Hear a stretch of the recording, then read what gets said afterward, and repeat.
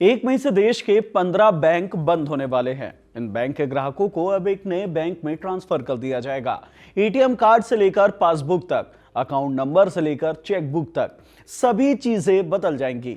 अगर कोई लोन चल रहा है या फिर खाते में जो भी पैसे हैं वो सब दूसरे बैंक में ट्रांसफर किए जाएंगे। लेकिन इसका प्रोसेस क्या होगा? ग्राहकों को कैसे पता चलेगा कि उनका अकाउंट किस बैंक में ट्रांसफर किया गया है? अगर ट्रांसफर हो भी गया है तो एटीएम से लेकर पासबुक तक की चीजें उन्हें कैसे मिलेंगी? उनके चल रहे लोन का क्या होगा? क्या लोन की ईएमआई बदल जाएगी? क्या बंद होने वाले बैंक में काम करने वालों की नौकरियां चली जाएंगी? क्या होगा पूरा प्रोसेस? जानते हैं इस वीडियो में।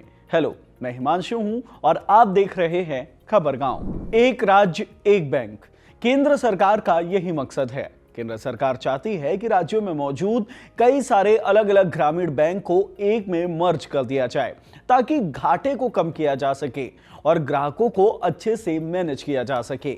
ये कैसे किया जाएगा, आगे समझते हैं। पहले उन बैंक्स के नाम जान लेते हैं जिन्हें बंद किया जा रहा है और दूसरे बैंक के साथ मर्ज। सरकार का प्लान है देश में मौजूद 43 आरआरबीज यानी कि रीजनल रूरल बैंक्स को कम करके 28 कर दिया जाए, यानी ग्रामीण बैंक्स की संख्या कम कर दी जाए। ये सब होगा देश के 11 राज्यों में: उत्तर प्रदेश, बिहार, पश्चिम बंगाल, गुजरात, राजस्थान, मध्य प्रदेश, महाराष्ट्र, ओडिशा, आंध्र प्रदेश, कर्नाटक और जम्मू कश्मीर में। उत्तर प्रदेश में मौजूद Baroda UP bank, Aryavart bank और प्रथमा यूपी ग्रामीण बैंक को बंद किया जाएगा और इन सभी बैंक्स को एक नए बैंक उत्तर प्रदेश ग्रामीण बैंक बनाकर उसमें मर्ज कर दिया जाएगा। इसका मुख्यालय लखनऊ में होगा। बिहार में मौजूद दक्षिण बिहार ग्रामीण बैंक और उत्तर बिहार ग्रामीण बैंक को भी बंद कर एक नया बैंक बिहार ग्रामीण बैंक बनाया जाएगा। सारे ग्राहकों को नए बैंक में मर्ज किया जाएगा। इसका मुख्यालय पटना में होगा। पश्चिम बंगाल में चल रहे बंगीय ग्रामीण विकास, पश्चिम बंग ग्रामीण बैंक और उत्तर बंग क्षेत्रीय ग्रामीण बैंक को भी बंद किया जाएगा और इन सब का मर्जर होगा एक नए बैंक पश्चिम बंगाल ग्रामीण बैंक में। गुजरात में चल रहे बड़ौदा गुजरात ग्रामीण बैंक और सौराष्ट्र ग्रामीण बैंक को बंद करके नए बैंक गुजरात ग्रामीण बैंक को बनाया जाएगा।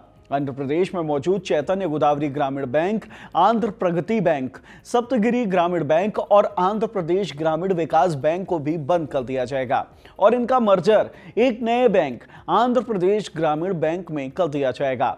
मध्य प्रदेश में चल रहे मध्यांचल ग्रामीण बैंक को भी बंद करके मध्य प्रदेश ग्रामीण बैंक में मर्ज कर दिया जाएगा। इनके अलावा जम्मू कश्मीर, कर्नाटक, ओडिशा, महाराष्ट्र और राजस्थान में मौजूद दो ग्रामीण बैंक्स को भी एक ग्रामीण बैंक में विलय कर दिया जाएगा।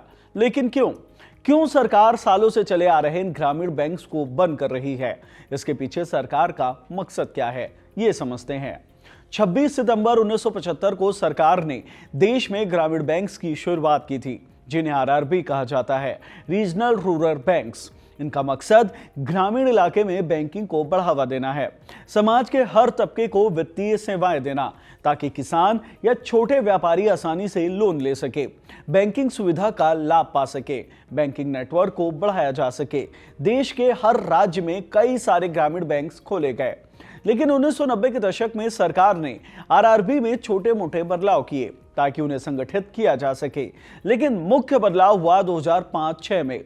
सरकार ने एक बार फिर राज्यों में मौजूद छोटे छोटे ग्रामीण बैंकों का कंसोलिडेशन शुरू कर दिया, यानी कि ऐसे बैंक्स जिनके ग्राहक काफी कम है, जो लंबे वक्त से घाटे में चल रहे हैं, उन बैंक्स को मर्ज करके एक बैंक में शामिल किया जाने लगा ताकि घाटा कम हो सके। नतीजा यह हुआ कि 2005 में पूरे देश के अंदर 196 ग्रामीण बैंक थे, जो साल 2021 के आते आते सिर्फ 43 ही बचे। लेकिन इनमें से भी सिर्फ 30 ही ऐसे थे जो फायदे में थे। मर्जर के बावजूद बचे 13 ग्रामीण बैंक्स का घाटा रिकवर नहीं हो पाया, वो अब भी नुकसान में चल रहे थे। 2017 में एसबीआई ने state bank of Travancore, state bank of Mysore, state bank of Patiala, state bank of Hyderabad और भारतीय महिला बैंक का खुद में मर्जर कर दिया। 2018 में देना बैंक, विजया बैंक और बैंक ऑफ बड़ौदा का आपस में मर्जर हो गया। 2019 में आईडीएफसी बैंक का एलआईसी ने अधिग्रहण कर लिया।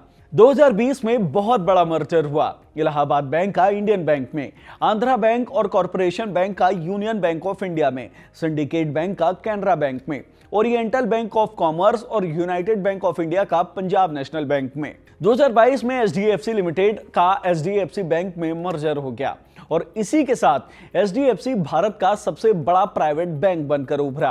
अगर एचडीएफसी को छोड़ दे तो बाकी सभी बैंक्स के मर्जर का सबसे बड़ा कारण था घाटा। जो भी बैंक बंद हुआ या मर्ज कर दिए गए वो घाटे को मैनेज करने के लिए ही किए गए थे। घाटे के कारण ये बैंक्स नए बैंकिंग टेक्निक्स और सेफ्टी प्रोटोकॉल को भी इनिशिएट नहीं कर पा रहे थे, जिसमें इंटरनेट बैंकिंग जैसी बेसिक फैसिलिटी भी थी।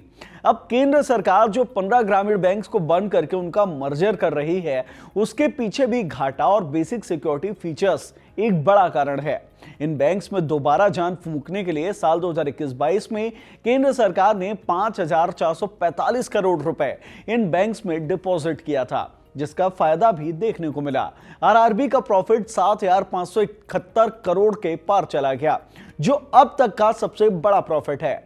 सरकार अब इस प्रॉफिट को और बढ़ाना चाहती है, इसलिए सरकार का मकसद एक स्टेट में एक बैंक रखने का है, ताकि राज्य में एक ही बैंक का नेटवर्क रहे, ग्राहक एकीकृत हों और प्रॉफिट बनाया जा सके। आरआरबी को लेकर अभी सरकार के सामने 3 बड़ी चुनौतियां हैं। पहला है लागत का। ग्रामीण बैंक का 50% मालिकाना हक केंद्र के पास होता है, 15% राज्य सरकार के पास और बचे 35% उस बैंक के पास होता है। ब्रांच ज्यादा होने, ग्राहक और ट्रांजैक्शन कम होने के चलते इन बैंक्स के चलने की लागत बढ़ जाती है, जिससे नुकसान होता है। दूसरा कारण है सीमित बिजनेस। ग्रामीण बैंक का मकसद ही ग्रामीण इलाके में बैंकिंग को बढ़ावा देना है, लेकिन बंद होने वाले बैंक्स के पास बिजनेस नहीं है, उनके पास ग्राहकों की कमी है, जिसके चलते सरकार ने उन्हें चिन्हित कर मर्ज करने का फैसला लिया है। और तीसरा है फैसिलिटी और सिक्योरिटी प्रोटोकॉल्स। देश में अभी जो 43 आरआरबीज मौजूद हैं, उनमें से सिर्फ 19 के पास ही इंटरनेट बैंकिंग की फैसिलिटी है और 37 के पास ही मोबाइल बैंकिंग का लाइसेंस, जिससे ग्राहकों को एडवांस बैंकिंग फैसिलिटी भी नहीं मिल पा रही है। अब जानते हैं कि ग्राहकों का क्या होगा। बैंक बंद हो गए तो नए एटीएम कार्ड कैसे मिलेंगे, लोन की ईएमआई पर कितना असर होगा, खाते में मौजूद पैसों का क्या होगा और क्या पुराने बैंक वालों की नौकरियां चली जाएंगी। देखिए, जब भी कोई बैंक बंद होता है या किसी दूसरे बैंक में उनका मर्जर होता है तो ये सवाल सबसे पहले सामने आता है। इसका जवाब यही है कि बैंक का मर्जर होता है तो आपके सारे अकाउंट डिटेल्स नए बैंक में ट्रांसफर कर दिए जाते हैं। आपको फोन कॉल और मैसेज के जरिए इन्फॉर्म कर दिया जाता है कि आप बैंक आकर नए कार्ड्स, पासबुक ले जा सकते हैं। आपके खाते में जो भी पैसे थे वो नए खाते में ऑटोमेटिकली ट्रांसफर कर दिए जाते हैं। अगर लोन या ईएमआई की बात करें तो बैंकिंग कानून कहता है कि बैंक मर्जर के सिचुएशन में आप जिस टर्म एंड कंडीशंस में लोन लिए होते हैं वही नए बैंक में भी लागू होते हैं। बस कुछ टर्म्स एंड कंडीशंस ये होते हैं, जैसे आरबीआई ने नियम बदल दिया हो, जैसे रेपो रेट कम या ज्यादा होने पर आपके ब्याज पर असर पड़ेगा। ज्यादातर मामलों में नौकरियां किसी की नहीं जाती। मर्जर होने के बाद बैंक की शाखा वैसे ही काम करती है, बस बैंक का नाम बदल जाता है, कागजों में बैंक के लोगो बदल जाते हैं। शाखा में जो कर्मचारी होते हैं वो नए बैंक के लिए काम करने लगते हैं। उम्मीद है आपको बैंक मर्जर को लेकर पूरी जानकारी मिल गई होगी।